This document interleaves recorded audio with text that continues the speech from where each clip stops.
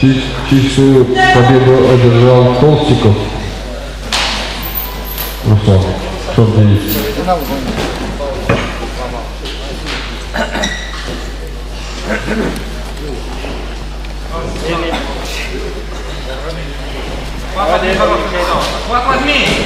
Рубжение ФРД, Дондаков Балдан.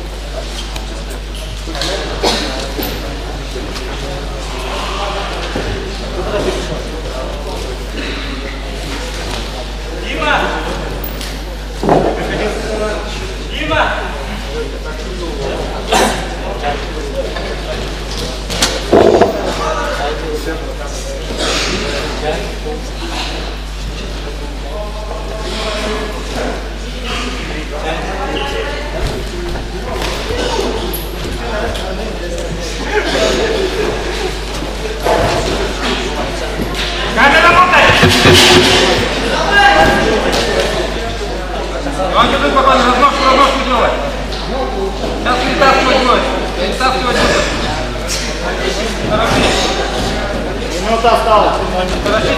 Не торопись.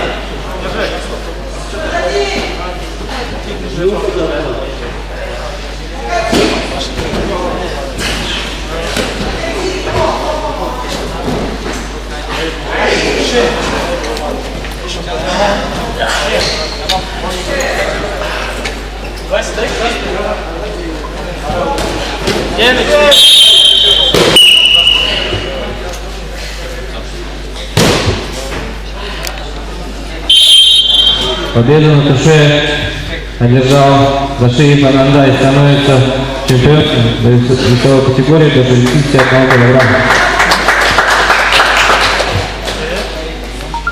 После этой встречи приготовить 74, полуфинал Гармаев Самдан.